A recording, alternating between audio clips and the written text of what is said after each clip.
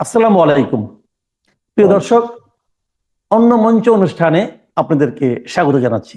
দর্শক, নতুন সরকারের নতুন সংসদের প্রথম অধিবেশন বসছে আগামী 12ই মার্চ।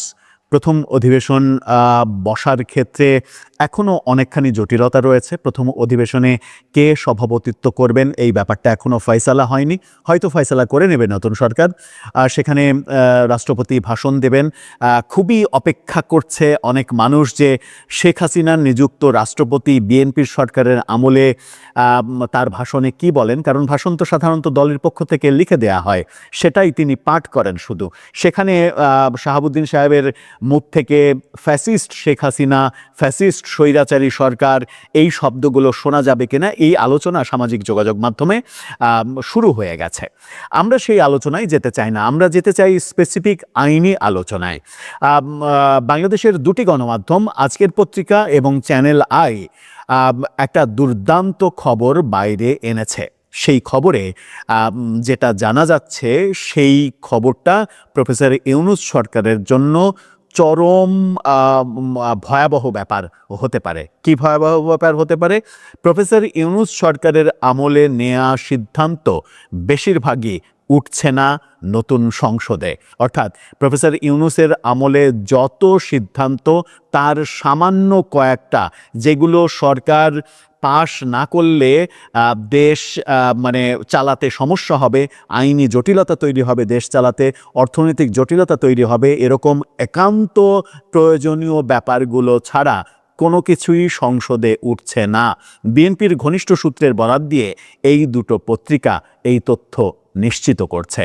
এবং আরও ভয়াবহ হচ্ছে, যে অধ্যাদেশ জারি করেছে প্রফেসর ইউনূসের সরকার, 133টা অধ্যাদেশ জারি করেছে। যে এটা আমরা দেখেছি প্রতি 4 দিনে একটা করে অধ্যাদেশ জারি করেছে তাদের সময়ে তারা। সেই অধ্যাদেশেরও মাত্র কয়েকটা উঠবে সংসদে, বাকি সবগুলো সংসদে তোলাই হবে না, বিএনপি সংসদেই তুলবে না। আলোচনা তো অনেক পরের কথা। এটা প্রফেসর ইউনূস সরকারের জন্য ভয়াবহ একটা দুর্যোগের খবর। চলুন কি বলছে এই দুটো পত্রিকা একটু জেনে দেখি, বুঝে দেখার চেষ্টা করি এর পরিণতি কতটা ভয়াবহ হবে প্রফেসর ইউনূসের ইন্টারিম সরকারের জন্য। থাকবেন পলিটিক্স টিভির নিয়মিত আয়োজনে। দর্শক, বলছিলাম প্রফেসর ইউনূস সরকারের নেওয়া সিদ্ধান্ত বেশিরভাগই নতুন সংসদে উঠছে না, এমন সিদ্ধান্তই বেরিয়ে এসেছে বিএনপির ঘনিষ্ঠ সূত্র থেকে। এবং সেই সূত্র বলছে যে বিএনপি যাচাই বাছাই করছে কোনগুলো একেবারে নেসেসারি, খুবই নেসেসারি, যেগুলো সংসদে না তুললেই না, সেরকম 2-4টা ইস্যু কিংবা অধ্যাদেশ সংসদে উঠবে। বাকি বেশিরভাগই, অর্থাৎ বলা যায় যে, আপনি দুইটা পত্রিকার কথা বললাম তো, শুধু চ্যানেল আইয়ের আপনার শিরোনামটা দেখে নিন। চ্যানেল আই বলছে অন্তর্বর্তী সরকারের 133 অধ্যাদেশের বেশিরভাগই উঠবে না সংসদে। তার মানে শতাধিক অধ্যাদেশ এই সংসদে, নতুন সংসদে উঠছে না, বাতিল হয়ে যাচ্ছে। না ওঠা মানে আলটিমেটলি বাতিল। এবং আরও ভয়াবহ ব্যাপার হচ্ছে যে 30 দিন, সেই 30 দিনের মধ্যে এগুলো পাশ করতে হবে। প্রফেসর ইউনূস সরকারের 133টা অধ্যাদেশ, হাজার হাজার নির্বাহী আদেশে জারি করা আইন, সব কিছুও আপনাকে এই 30 দিনের মধ্যে অ্যাপ্রুভ করতে হবে। এই কাজ যদি বিএনপি চায়ও করতে, তাও করা সম্ভব নয়। সেগুলো যাচাই বাছাই করে অ্যাপ্রুভ করা, এটা 30 দিনের মধ্যে বিএনপি সরকারের পক্ষে সম্ভব নয়। প্রফেসর ইউনূস 133টা যে অধ্যাদেশ জারি করেছেন, এটাও বাংলাদেশের ইতিহাসের রেকর্ড, যে এত কম সময়ে এত অধ্যাদেশ জারি করা।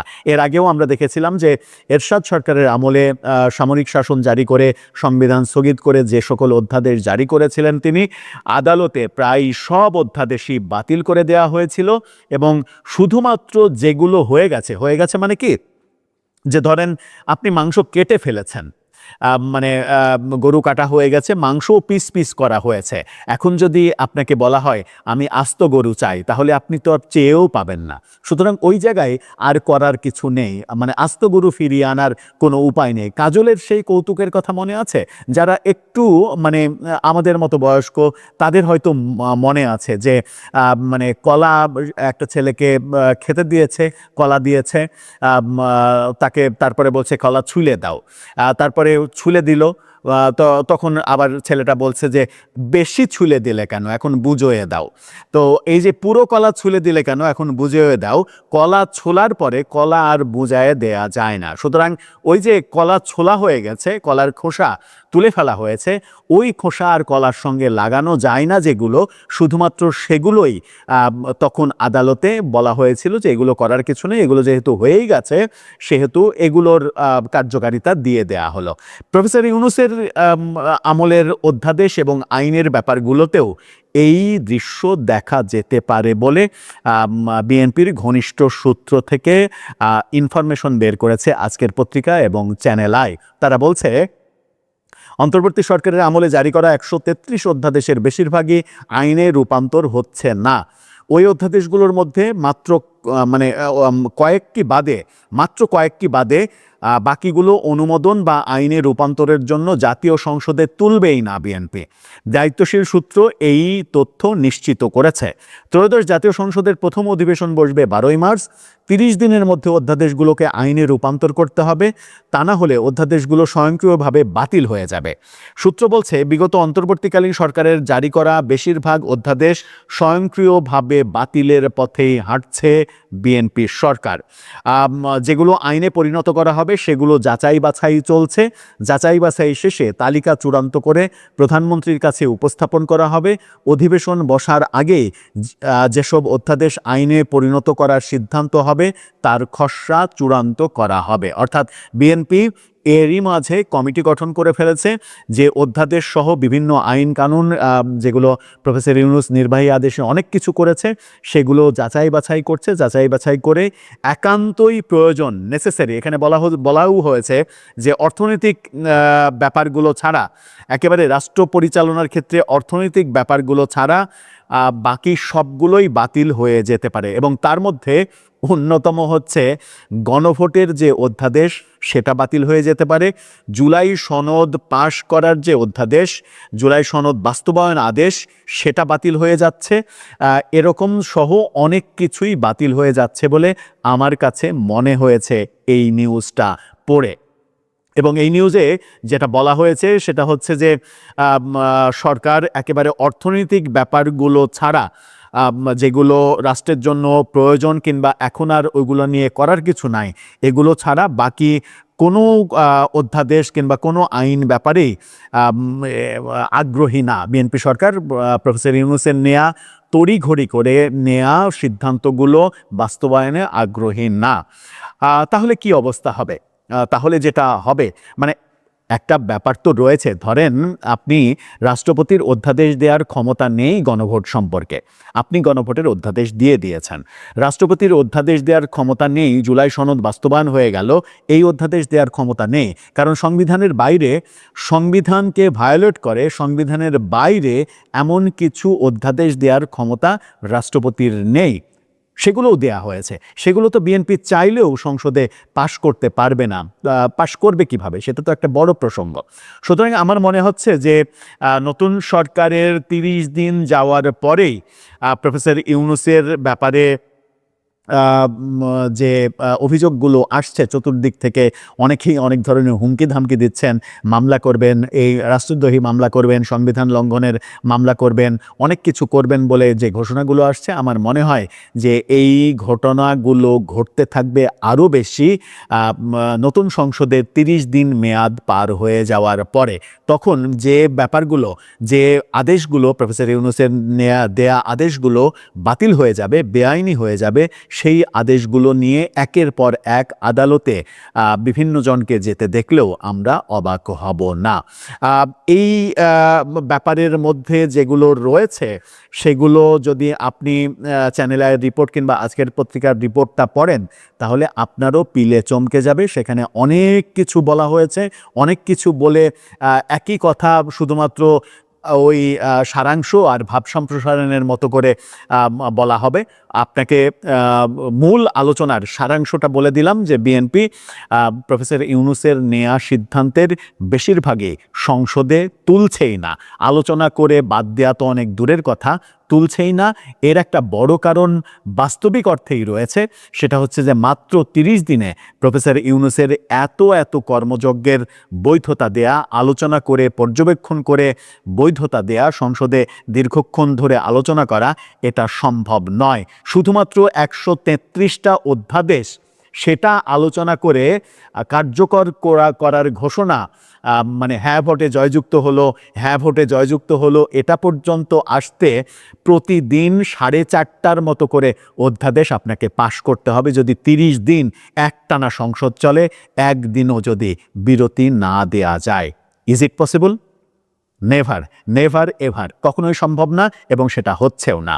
ফলে প্রফেসর ইউনূস এবং তার উপদেষ্টারা বড় ধরনের বিপদে পড়ে যাচ্ছেন বোধহয়। দর্শক, আপনার মতামত জানিয়ে লিখতে পারেন আমাদের কমেন্ট বক্সে। সংসদে তিনি যখন ভাষণ দিতে উঠবেন তখন সংসদে উপস্থিত জামায়াতে ইসলামী জোটের জাতীয় নাগরিক পার্টি 77 জন সংসদ সদস্য কি আচরণ করবেন? তারা কি সত্যি তাকে সম্মানের সঙ্গে বক্তব্য শেষ করতে দেবেন? এই সব প্রশ্ন অনেকেই বলছেন রাষ্ট্রপতি শাহাবুদ্দিন চুপ্পুর মাথাতেও ঘোরা উচিত, এবং তারেক রহমান হয়তো অপেক্ষা করছেন তিনি সেটা বুঝতে পেরে মানে সম্মানের সাথে নিজেই সরে যাবেন। রাষ্ট্রপতি শাহাবুদ্দিন চুপ্পুর চাকরিটা কালের কণ্ঠে সাক্ষাৎকার দিয়ে তিনি নবনির্বাচিত প্রধানমন্ত্রী তারেক রহমানের ভূয়সী প্রশংসা করার পরেও এখনো একেবারে সুতোর ওপরে ঝুলছে। বরং কালের কণ্ঠে সাক্ষাৎকার দিয়ে নানা রকম বেফাঁস কথা বলে তিনি তার চাকরিটাকে এই সময়ে এসে আরো বিপদগ্রস্ত করে তুললেন কিনা তা নিয়েও বিএনপির ভেতরে বাইরে জোর আলাপ হচ্ছে। সংবাদ মাধ্যমগুলো কে হতে যাচ্ছেন পরবর্তী রাষ্ট্রপতি তা নিয়ে নানা রকম তালিকা ছাপাচ্ছে। আর তারেক রহমান রাষ্ট্রপতির সঙ্গে সৌজন্য বাড়িয়েছেন বটে, মানে এমনকি বিডিআর হত্যাকাণ্ডের দিন বিডিআর এর নিহত সেনা কর্মকর্তাদের শ্রদ্ধা জানাতে যাওয়ার সময় রাষ্ট্রপতিকে সাথে নিয়েছেন, করমর্দন করেছেন, দুজনের একসঙ্গের আন্তরিক ছবি প্রকাশিত হয়েছে বটে। কিন্তু নবনির্বাচিত প্রধানমন্ত্রীর মনে যে কি আছে তা বলা মুশকিল। আর এই পুরো বিষয়টাই আসলে নির্ভর করছে প্রধানমন্ত্রীর ওপরেই। রাষ্ট্রপতি শাহাবুদ্দিন চুপ্পু সেটা জেনেই বিএনপি এবং তারেক রহমানের ভূয়সী প্রশংসা করেছেন। তারেক রহমান ভালো করবেন, Tarek Rahman is a cordial person. Tarek Rahman আর বিএনপি তার পাশে না থাকলে কিছুতেই রাষ্ট্রপতি শাহাবুদ্দিন চুপ্পু সংবিধানটা রক্ষা করে দেশ রক্ষা করতে পারতেন না, এমন নানা বয়ান তুলে ধরেছেন কালের কণ্ঠের সেই সাক্ষাৎকারে। কিন্তু সেটাই এখন তার জন্য কাল হয়ে দাঁড়াচ্ছে, কারণ জামায়াতে ইসলামীর আমির শফিকুর রহমান তিনি প্রথমে বিবৃতি দিয়ে বলেছিলেন যে 5ই আগস্ট বিষয়ে রাষ্ট্রপতি অনেক সত্য গোপন করেছেন, এবং তিনি নিজের ভেরিফাইড ফেসবুক পেজে এক পোস্ট দিয়ে বলেন যে এই রকম করে একজন রাষ্ট্রপতি সাক্ষাৎকার দিতে পারেন কিনা। এবং তিনি বলেন যে 5ই আগস্ট 2024 বিষয়ে রাষ্ট্রপতি অনেক কিছু চেপে গেছেন। পতিত পলাতক প্রধানমন্ত্রীর পদত্যাগের বিষয়ে উনি উপস্থিত নেতৃবৃন্দকে যা বলেছিলেন এবং পরবর্তীতে জাতিকে যা জানিয়েছিলেন তার বর্তমান বক্তব্যে তিনি তার স্বীকার করেননি, আর এখন যা বলেছেন সেদিন তার কিছুই বলেননি। শফিকুর রহমান লেখেন যে রাষ্ট্রের সর্বোচ্চ জায়গা থেকে এরকম আচরণ অগ্রহণযোগ্য। কোটি কোটি মানুষ যা শুনলো এবং সেদিন তিনি যা বললেন আর এখন যা বলছেন তার হিসাব রাষ্ট্রপতি মিলিয়ে দেবে কি? আমিরের কাছ থেকে এমন বক্তব্য আসার পর এখন রীতিমতো রাষ্ট্রপতি শাহাবুদ্দিনকে অপসারণ ও নতুন নিয়োগের দাবিতে আইনি নোটিশ দিয়েছে, কথা বলে যে রাষ্ট্রপতি শাহাবুদ্দিন চুপ্পুর সাম্প্রতিক বক্তব্য জুলাই মাসকে অসম্মান করেছে, সাংবিধানিক দায়িত্ব শপথের পরিপন্থী এসব উল্লেখ করে এই আইনি নোটিশ পাঠিয়েছেন সুপ্রিম কোর্টের আইনজীবী ব্যারিস্টার শাহরিয়ার। এই যে ব্যারিস্টার শাহরিয়ার এই আইনি নোটিশটি দিয়েছেন সেখানে তিনি বলেছেন যে এর মাধ্যমে রাষ্ট্রপতি শাহাবুদ্দিন চুপ্পু শপথ ভেঙেছেন, আর তাই তাকে অপসারণ করে নতুন রাষ্ট্রপতি নিয়োগ দিয়ে তারপর ত্রয়োদশ সংসদের প্রথম অধিবেশন উদ্বোধন করতে হবে। সংসদ সচিবালয় এবং আইন সচিবকে এই বিষয়ে সিদ্ধান্ত নিতে হবে। এই আইনি নোটিশটা পাঠিয়েছেন ব্যারিস্টার শাহরিয়ার। নাহিদ ইসলাম জাতীয় নাগরিক পার্টির নেতা, তিনি বলেছেন যে প্রথম যে অধিবেশন ডেকেছেন, সংসদ অধিবেশন ডেকেছেন রাষ্ট্রপতি শাহাবুদ্দিন চুপ্পু, সেখানেই তাকে অভিশংসন করতে হবে এবং অভিশংসন করার মাধ্যমে তাকে গ্রেফতার করতে হবে, কারণ রাষ্ট্রপতি সংবিধানের যে শপথ সেসব ভঙ্গ করেছেন। এবং তিনিও বলেছেন যে 24 জুলাইয়ে গণহত্যা ঠেকাতেও তো রাষ্ট্রপতি চুপ্পু কোনো ব্যবস্থা নেন নাই, কাজে তিনি গণহত্যার দায় এড়াতে পারেন না, এই দায়ে তাকে অভিশংসন করে গণহত্যার দায়ে গ্রেফতার করতে হবে। নাহিদ ইসলাম বলেছে তিনি যে ধরনের সাক্ষাৎকার দিয়েছেন সেটাতে তো শপথ লঙ্ঘন হয়েছে, ফলে কোনোভাবেই এই রাষ্ট্রপতি আর এই দায়িত্বে এই পদে থাকার যোগ্য নয়। মানে রাষ্ট্রপতি 17 মাস পরে, 18 মাস পরে ইউনূস সরকারের অবসান হওয়ার পর বিএনপি সরকার ক্ষমতায়, কিংবা বিএনপি সরকারের ইঙ্গিতে, কিংবা তার যে আরেক সমর্থক দল সেনাবাহিনী, তাদের ইঙ্গিতে গর্ত থেকে বেরিয়ে এসে কথা বলা শুরু করেছেন বটে, কিন্তু সেই কথা বলার পর যে প্রতিক্রিয়া তৈরি হয়েছে সেটা সম্ভবত তাকে ওই পদ থেকে অপসারণ করতে তারেক রহমানের জন্য একরকমের সুবিধা করে দিচ্ছে। কিন্তু তারেক রহমানের এই সময়টায় কিন্তু রাষ্ট্রপতি শাহাবুদ্দিন চুপ্পুকে খুব প্রয়োজন। রাষ্ট্রপতি শাহাবুদ্দিন চুপ্পুকে তার প্রয়োজন সাংবিধানিক ধারাবাহিকতা রক্ষা করতে। রাষ্ট্রপতি সংসদের প্রথম অধিবেশন ডেকেছেন এবং সংসদের প্রথম অধিবেশন ডাকার মাধ্যমে তিনি যে সংসদ অধিবেশন শুরু করতে যাচ্ছেন সেখানে তিনি উদ্বোধনী ভাষণও দেবেন এবং বিএনপি সেখানে আরেকটা রাজনৈতিক বিজয় পেতে যাচ্ছে, কারণ নিয়ম অনুযায়ী মন্ত্রিসভার অনুমোদিত ভাষণটাই কেবলমাত্র পাঠ করতে পারেন রাষ্ট্রপতি সংসদের এই প্রথম অধিবেশনে। কাজেই তিনি নিয়ম অনুযায়ী যে ভাষণ দেবেন সেটা মন্ত্রিসভা দ্বারা অনুমোদিত হবে এবং পত্রপত্রিকাগুলো খবর দিচ্ছে যে রাষ্ট্রপতির ভাষণে এবার প্রাধান্য পাবে ফ্যাসিস্ট শেখ হাসিনার 15.5 বছরের দুর্নীতি, অনিয়ম ও অপশাসনের বিষয়গুলো। হাসিনার নির্বাচিত রাষ্ট্রপতির মুখেই উঠে আসবে ছাত্র জনতার জুলাই আন্দোলন সহ হাসিনার মানবতা বিরোধী অপরাধের বর্ণনা। পাশাপাশি বর্তমান ক্ষমতাসীন বিএনপির নির্বাচনী ইশতেহারের প্রাধান্য থাকবে রাষ্ট্রপতির ভাষণে। মন্ত্রী পরিষদ সূত্র এ তথ্য আমার দেশ পত্রিকাকে দিয়েছে। অনেক সূত্র বলছে বিএনপির যে তাকে একটা দারুণ মজা, মানে শেখ হাসিনার চরণ ধুলি না পেয়ে যে বিব্রত হয়ে পড়তেন, মানে এক রকমের উতলা হয়ে পড়তেন রাষ্ট্রপতি শাহাবুদ্দিন চুপ্পু, তা তো তিনি নিজেই সংবাদ মাধ্যমের সামনে বলতেন এবং সেসব কথা বলে সে সময় তিনি আলোড়ন তৈরি করেছিলেন। তো সেহেন রাষ্ট্রপতি চুপ্পু এবার মন্ত্রিসভা অনুমোদিত, বিএনপি মন্ত্রিসভা অনুমোদিত যে বক্তব্য পড়বেন সে বক্তব্যে তার অতি শ্রদ্ধেয় শেখ হাসিনার আমলের গণহত্যা, দুর্নীতি এসবের অভিযোগ থাকবে। তো বিএনপি সেই রাজনৈতিক বিজয়টা আসলে সুযোগটা হারাতে চাচ্ছে না। তারপর স্পিকার সেন শারমিন চৌধুরী এর আগের সংসদের, তিনি এখনো উধাও, নিখোঁজ, তিনি পদত্যাগ করেছেন, ডেপুটি স্পিকার কারাগারে আছেন। এই অবস্থায় স্পিকার, ডেপুটি স্পিকার বিহীন যে সংসদ অধিবেশনটি অনুষ্ঠিত হতে যাচ্ছে সেই সংসদ অধিবেশনের শুরুতেই রাষ্ট্রপতি একজন সিনিয়র সদস্যদের মধ্য থেকে সংসদের মনোনয়ন করে দেবেন, যিনি প্রথম অধিবেশনটি পরিচালনা করবেন। তারপর স্পিকার নির্বাচন হবে। কাজেই সংসদের এবং সংবিধানের নিয়মাবলীর ওইসব ফাঁকগুলো এড়িয়ে যেতেও রাষ্ট্রপতির পদটি এখন অটুট রাখা দরকার। আর রাষ্ট্রপতি শাহাবুদ্দিন চুপ্পুকে যতটা বিশ্বস্ত অনুগত ভাবে পেয়েছেন তারেক রহমান, দেখেছেন গত কয়েক মাসে, সেটাও রাষ্ট্রপতি শাহাবুদ্দিন চুপ্পুর চাকরি কিছুটা সময় বাড়িয়ে নিতে পারে।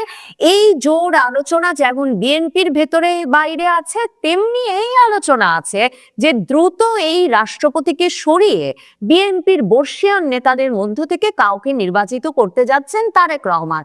তারেক রহমান এমনকি 2007 সালে 11 সরকারের সময় দেখেছেন তাদের অতি বিশ্বস্ত ইয়াজউদ্দিন আহমেদ তাকে কিভাবে ভয় ভীতি দেখিয়ে তখনকার সেনাপ্রধান মইনুল আহমেদ পুরো পরিস্থিতিটা তাদের সরকারের প্রতিকূলে নিয়ে গেছেন, তাদের দলের বিএনপির প্রতিকূলে নিয়ে গেছেন, এবং কিভাবে ইয়াজউদ্দিন সরকার থাকা অবস্থায়, ইয়াজউদ্দিন রাষ্ট্রপতি পদে থাকা অবস্থায় বিএনপির জন্য পরিস্থিতি ভয়াবহভাবে বৈরী হয়ে উঠেছিল। তারেক রহমান জানেন যে তাদের দলের বর্ষিয়ান নেতা বদরুদ্দোজা চৌধুরীকে যখন রাষ্ট্রপতি পদে নিয়োগ করা হয়েছিল, তখন কিন্তু এই বদরুদ্দোজা চৌধুরীকে রীতিমতো রেল লাইনে তাড়া করে বিএনপির রাজনৈতিক নেতা কর্মীরা তাড়িয়ে ছেড়েছিল। কাজেই রাষ্ট্রপতি পদটা শাহাবুদ্দিন চুপ্পুর মতো কোনো লোক থাকলে সেটা যে নিরাপদ থাকে, এবং সেনাপ্রধানের পদে ওয়াকারুজ্জামানের মতো কোনো ব্যক্তি থাকলে যারা শেষ পর্যন্ত নিজ কাঁধে দায়িত্ব নেওয়ার সাহস করেন না বা বড় ধরনের কোনো সিদ্ধান্ত নিয়ে ফেলতে পারেন না, সেটা তারেক রহমান আগের অভিজ্ঞতা আর গত 18 মাসের অভিজ্ঞতা মিলিয়ে বুঝেছে। তবে দলের ভেতর চাপ বাড়ছে, সংসদ অধিবেশনের আগে না হলেও সংসদ অধিবেশনের পর যত দ্রুত সম্ভব এই রাষ্ট্রপতি চুপ্পুকে যাতে সরিয়ে দিয়ে বিএনপি সরকার তাদের কাছে গ্রহণযোগ্য একজন কাউকে রাষ্ট্রপতি হিসেবে নিয়োগ দান করেন। আজকেও দ্য বিজনেস স্ট্যান্ডার্ড পত্রিকা প্রেসিডেন্ট থেকে হুইপ সব পদে কারা কারা নিযুক্ত হচ্ছেন এ নিয়ে যে জল্পনা তুঙ্গে উঠেছে সে বিষয়ে একটা খবর প্রকাশ করেছে, এবং সেখানে আবারও প্রেসিডেন্ট পদে মির্জা ফখরুল ইসলাম আলমগীর, যাকে এখন স্থানীয় সরকার মন্ত্রী হিসেবে নিয়োগ দান করা হয়েছে, বিএনপির মহাসচিব হিসেবে যিনি গুরুত্বপূর্ণ, তাৎপর্যপূর্ণ এবং সবচেয়ে উল্লেখযোগ্য দায়িত্ব পালন করে বিএনপির ভেতরে দলটাকে ধরে রেখেছিলেন শেখ হাসিনা সরকারের প্রতিকূল সময়ে, সেই মির্জা ফখরুল ইসলাম আলমগীরের নাম দিচ্ছে দ্য বিজনেস স্ট্যান্ডার্ড। আর জাগো নিউজ 24 দেখছি তারা একই ধরনের শিরোনাম করেছে, রাষ্ট্রপতি থেকে হুইপ আলোচনায় যারা, এবং তাদের সিনিয়র রিপোর্টার লিখছেন যে রাষ্ট্রপতি পদে আসলে 4 জন শীর্ষ নেতার কথা বিএনপির ভেতরে আলোচনায় রয়েছে। তারা হলেন দলের মহাসচিব মির্জা ফখরুল ইসলাম আলমগীর, স্থায়ী কমিটির সদস্য ডক্টর খন্দকার মোশাররফ হোসেন, নজরুল ইসলাম খান এবং সেলিমা রহমান। এই জাগো নিউজে সেলিমা রহমানের নামটা কিন্তু প্রথমবারের মতো দেখলাম। সেখানে বলা হচ্ছে যে রাজনীতিতে চমক দেখাতে তারেক রহমান প্রথম নারী রাষ্ট্রপতি হিসেবে সেলিনা রহমানের নামকে সামনে নিয়ে আসতে পারেন। এছাড়াও তিনি এমনকি ঢাকা বিশ্ববিদ্যালয়ের সাবেক উপাচার্য অধ্যাপক এস.এম.এ ফায়েজ, সাবেক উপাচার্য মাহবুবুল্লাহ এদের কথাও ভাবছেন, এমনকি সাবেক সচিব বা অবসরপ্রাপ্ত কোনো সেনাপ্রধানের নামও নাকি আলোচনায় ঘুরপাক খাচ্ছে। তবে সবচেয়ে বেশি আলোচনায় ঘুরছে সেই প্রশ্নটাই যে রাষ্ট্রপতি চুপ্পু কি সত্যি 12ই মার্চ সংসদ অধিবেশন শুরুর দিন পর্যন্ত বা প্রথম অধিবেশন পর্যন্ত চাকরিটা ধরে রাখতে পারবেন? চাকরিটা ধরে রাখতে পারলে কতদিন ধরে রাখতে পারবেন? সংসদে তিনি যখন ভাষণ দিতে উঠবেন তখন সংসদে উপস্থিত জামায়াতে ইসলামী জোটের জাতীয় নাগরিক পার্টির 77 জন সংসদ সদস্য কি আচরণ করবেন? তারা কি সত্যি তাকে সম্মানের সঙ্গে বক্তব্য শেষ করতে দেবেন? এই সব প্রশ্ন অনেকেই বলছেন রাষ্ট্রপতি শাহাবুদ্দিন চুপ্পুর মাথাতেও ঘোরা উচিত, এবং তারেক রহমান হয়তো অপেক্ষা করছেন তিনি সেটা বুঝতে পেরে মানে সম্মানের সাথে নিজেই সরে যাবেন। এই যে সরে যাওয়ার সুযোগের ইঙ্গিত, এটা কিন্তু বিএনপি সরকার ক্ষমতা নেওয়ার পর থেকেই বাংলাদেশের বিভিন্ন প্রতিষ্ঠানের বিভিন্ন গুরুত্বপূর্ণ ব্যক্তিকে দিয়ে আসছেন, যাতে মব নয়, ধমক নয়, ভয়ভীতি নয়, মানে সেই ব্যক্তিরা তাদের ক্ষমতা ছেড়ে দিতে পারেন।